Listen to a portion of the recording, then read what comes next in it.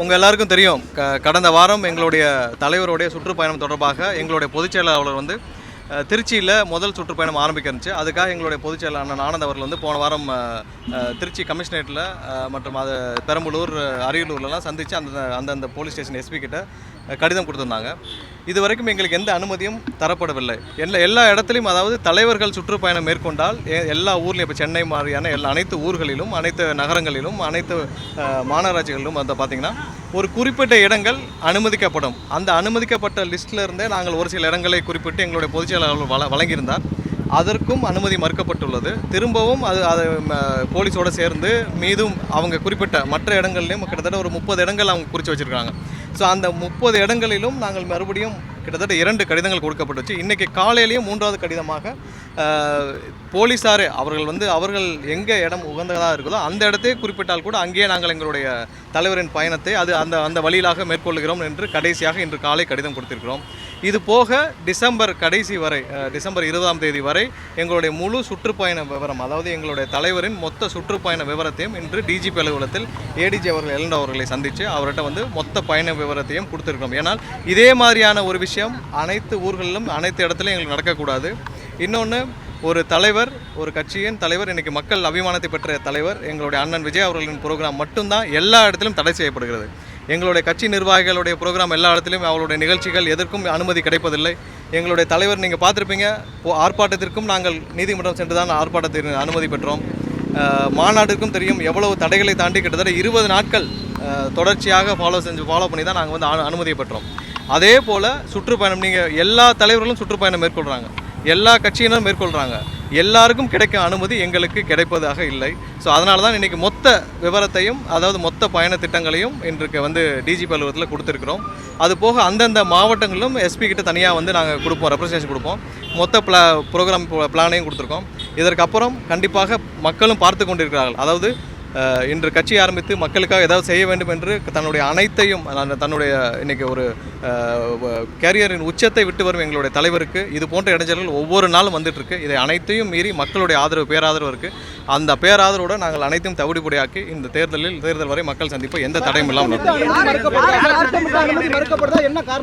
இல்லை, திட்டமிட்டு அனுமதி மறுக்கப்படுகிறது. ஏன்னா பிரதமருக்கு நீங்கள் பார்த்துருப்பீங்க, கடந்த ஆண்டு தேர்தலின் போது பிரதமருக்கு 7-8 இடத்தில் ரோடு ராலி நடத்தினாங்க. அதே போல் மத்திய ஒன்றிய உள்துறை அமைச்சருக்கும் ரோட் ஷோ நடத்தினாங்க. ஸோ சென்னையில், அதுவும் பிரதான இடம், அதாவது டி நகரில் பாண்டி பசார் ஏரியிலேயே பிரதமருக்கு கிட்டத்தட்ட 3 மணி நேரம் 4 மணி நேரம் போக்குவரத்தை நிறுத்தி காவல்துறை அனுமதி அளித்தது. ஏன்னா காவல்துறைக்கு அந்த ஃப்ரீடம், அந்த இது இருந்துச்சுன்னா கண்டிப்பாக அவரால் செய்ய முடியும், எந்த இடத்துலையும் செய்ய முடியும். எங்களுக்கு மட்டும்தான் திட்டமிட்டு அனுமதி மறுக்கப்படுகிறது, மற்ற அனைவருக்கும் அனுமதி கொடுக்கப்படுகிறது. எங்களுக்கு மறுக்கப்படுகிறது, விவசாயிகள் போராட்டத்துக்கு மறுக்கப்படுகிறது, வாழ்வாதாரத்துக்கு போராடும் தூய்மை பணியாளர்களுக்கு மறுக்கப்படுது. மக்கள் அபிமானத்தை பெற்ற தலைவர் எங்கள் அண்ணன் விஜய் அவர்களுக்கு மட்டும்தான் மறுக்கப்படுகிறது, வேறு யாருக்கும் மறுக்கப்படவில்லை. இது வந்து கண்டிப்பாக எங்களுடைய போராட்டம் இதனால் நாங்கள் கண்டிப்பாக இந்த 13ஆம் தேதி மக்களுடைய சந்திப்பு, எங்களுடைய தலைவரின் சந்திப்பு எந்த காலத்திலும் நாங்கள் தவிர்ப்பதாக இல்லை. அது கண்டிப்பாக நடைபெறும். இல்லை, நாங்கள் கண்டிப்பாக, ஏன்னா ஒரு தலைவர் மக்களை போய் சந்திக்கிறதுல எந்த தப்பும் கிடையாது, அது அடிப்படை உரிமை. 13ஆம் தேதி திட்டமிட்டபடி எங்களுடைய தலைவரின் மக்கள் சந்திப்பு கண்டிப்பாக நடைபெறும். நாங்கள் கண்டிப்பாக பொதுவாக எல்லாருக்கும் சேர்த்து மொத்த அனைத்து திட்டங்களையும் சேர்த்து நாங்கள் நீதிமன்றத்தை நாடுவோம். ஆனால் 13ஆம் தேதி கண்டிப்பாக திட்டமிட்டபடி எங்களுடைய தலைவரின் சுற்றுப்பயணம் கண்டிப்பாக நடைபெறும். ஏடிஜிபி எல்என்டோ பார்த்து நாங்கள், டிஜிபி இப்போ வெளியில் வேறு ஒரு ப்ரோக்ராமில் இருக்கிறனால நாங்கள் வந்து ஏடிஜிபி எல்என்டோ அவர்களிடம் கொடுத்துருக்கோம். இல்லை, நேற்று வரை எங்களுக்கு ரிட்டனாக வந்து ஒரு சில இடங்கள், நாங்கள் குறிப்பிட்ட இடங்கள், அதாவது அதெல்லாம் அனுமதிக்கப்பட்ட இடங்கள், ஒவ்வொரு இடத்துலையும் வந்து ஒவ்வொரு ஊர்லேயும் அனுமதிக்கப்பட்ட இடங்கள்னு காவல்துறை வைத்திருக்கிற இடங்களின் லிஸ்ட்டில் வாங்கி தான் நாங்கள் ஒரு சில இடங்களை குறிப்பிட்டோம். அதற்கும் அனுமதி மறுக்கப்பட்டது. அதனால் நாங்கள் இன்றைக்கி என்ன சொல்லியிருக்கோம்னா, இன்றைக்கி காலையில் 10 மணிக்கு எங்களுடைய நிர்வாகிகள், மாவட்ட நிர்வாகிகள் திருச்சியில் லெட்டர் கொடுத்துருக்காங்க. அதில் என்ன குறிப்பிட்டிருக்கோம்னா, போலீஸே ஒரு இடத்தை தேர்வு செய்து கொடுத்தாலும் நாங்கள் அதில் நடத்தி கொள்ள தயார் அப்படின்னு சொல்கிறாங்க. அவங்க வந்து போக்குவரத்து நெரிசல், மக்கள் நடமாட்டம் அதிகம் உள்ள பகுதின்னு சொல்கிறாங்க. மக்கள் நடமாட்டம் அதிகம் உள்ள இல்லாத பகுதினா நாங்கள் பாலைவனத்தில் தான் வச்சுக்க முடியும், இங்கே ஊர்களில் வைக்க முடியாது. சென்னையில் பிரதானமான இல்லை ஒரே நிமிஷம், சென்னையில் பாண்டி பசார்லேயே பிரதமருக்கு ரோட் ஷோவுக்கு அனுமதித்த இந்த அரசு பாண்டி பஜாரில் டி நகரில் பிரதானமான பாண்டி பஜாரில் அனுமதித்த அரசு கிட்டத்தட்ட 8 மணி நேரம் போக்குவரத்து அனைத்தும் முடக்கப்பட்டது பாண்டி பஜாரில். அதையே செய்ய முடிந்த அரசு இப்போ நாங்கள் வந்து அதுவும் ஸ்கூல் நாள் அன்றைக்கெலாம் லீவு, நாங்கள் சனிக்கிழமை தான் 13ஆம் திட்டமிட்டது. அன்றைக்கி ஸ்கூல் காலேஜஸ் லீவு நாள், அன்றைக்கி எந்த இடையூறும் இருக்காது. கண்டிப்பாக காவல்துறை இனத்தால் செய்ய முடியும். ஆனால் அவர்களுக்கு யாரிடமிருந்தோ வந்த அழுத்தத்தின் காரணமாக இப்படி நடந்தது. சுகாதார ஊழியர்கள் வந்து ப்ரொடெஸ்ட் பண்ணும்போது அங்கே வந்து நான் வந்தேன்னா சில பிரச்சனைகள் ஏற்படும் அப்படின்னு சொல்லி வீட்டுக்கு அழைச்சேன். இல்லை, சுகாதார பணியாளர்கள் அவர்களே கேட்டுக்கொண்டதன் அடிப்படையில் அவர்களே அந்த பேட்டி சொல்லியிருக்காங்க. அவர்களே கேட்டுக்கொண்டதன் அடிப்படையில் தான் எங்களுடைய தலைவர் வந்தால் அதை காரணம் காட்டி அவருடைய போராட்டத்திலிருந்து அவர்கள் விரட்டி அடிக்கப்படுவார்கள் அவர்கள் கேட்டுக்கொண்டதன் அடிப்படையில் தான் எங்கள் தலைவர் வரவில்லை. மற்றபடி கண்டிப்பாக வந்திருக்கும். காவல்துறை அனுமதி மறுக்கப்பட்டால் திட்டமிட்டபடி நடைபெறுமா? கண்டிப்பாக அதை பரிசீலித்து அந்தந்த மாவட்டங்களுக்கு அனுப்பி அது தேவையான அப்ரூவலை கொடுக்குறோம்னு சொல்லியிருக்காங்க. கண்டிப்பாக இதில் மக்கள் சந்திக்க எந்த தடையும் இல்லை. எங்களுடைய தலைவர் கண்டிப்பாக திருச்சிக்கு போகிறதோ, அதுவும் திருச்சி ஒன்றும் வந்து ஒரு தடுக்கப்பட்ட பகுதியோ இல்லை யாரும் போகக்கூடாத பகுதியோ கிடையாது. திருச்சி இந்த மாநிலத்தின் ஒரு பகுதி. கண்டிப்பாக அங்கே போகிறதுக்கு எந்த தலைவருக்கும் எந்த தடையும் யாரும் போட முடியாது. கண்டிப்பாக எங்களுடைய தலைவரின் சுற்றுப்பயணம் இருக்கும். இல்லை, இன்னும் ஒரு நாள் பார்த்துட்டு போவோம். பட் 13ஆம் தேதி கண்டிப்பாக இருக்கும். அதற்கப்புறம் மொத்தமாக தமிழகத்தில் உள்ள அதில் என்ன நடக்குதுன்னு பார்த்துட்டு மொத்தமாக தமிழகத்தில் உள்ள எல்லா பகுதிகளுக்கும் எங்களுடைய சுற்றுப்பயண விவரம் கொடுத்துருக்கோம்னா மொத்தமாக சேர்த்து நீதிமன்றத்தின்படி ஒரு வழிகாட்டுதல் கிடைப்போம்.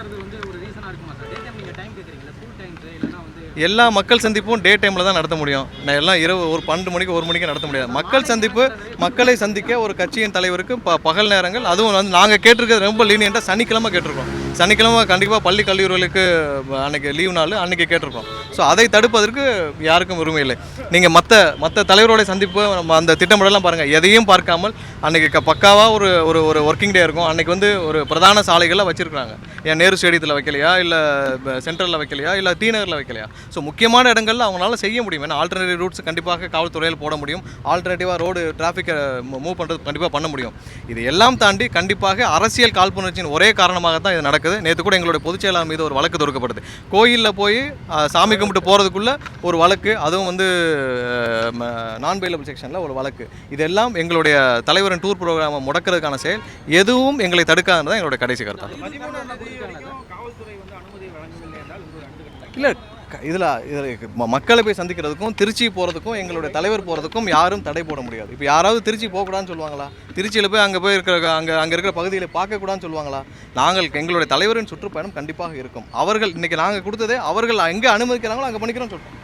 நீங்கள் எங்கே காவல்துறை எங்கே இதில் அனுமதி கொடுத்தாலும் எந்த இடத்தில் கொடுத்தாலும் நாங்கள் செய்து கொள்ள தயார்னு சொல்லியாச்சு. இதுக்கு மேலே நாங்கள் என்ன சொல்கிறது? இன்றைக்கி எதிர்க்கட்சி தலைவரோட சுற்றுப்பயணம் இருக்குது. நீங்கள் எல்லாம் பார்த்துட்டு இருப்பீங்க. லாஸ்ட் 3 மந்த்ஸாக நடந்துட்டு இருக்கு. இந்த 3 மாதங்களாக எந்தவித தடையும் கிடையாது. எதிர்க்கட்சி தலைவர் எந்தவித தடையும் கிடையாது. இன்னும் பல பேர் சுற்றுப்பயணம் செய்கிறாங்க. எந்த தடையும் கிடையாது. அவர்கள் செய்வதெல்லாம் எல்லாருக்கும் வந்து எந்த ஒர்க்கிங் டேயும் பார்க்குறதுல எதுவும் இல்லை. நாங்கள் அப்படி கிடையாது. நாங்கள் கண்டிப்பாக பொதுமக்களின் கருத்தில் கொண்டு தான் எங்களுடைய தலைவரின் சுற்றுப்பயணம் இருக்கும். எங்கள் தலைவரும் அதில் ரொம்ப வந்து கீனாக இருப்பாங்க. எங்கெங்கே பொதுமக்களுக்கு எந்தவித இடையூறும் இல்லாமல் என்ன செய்யணுமோ அதுதான் எங்கள் தலைவரும் செய்வாங்க.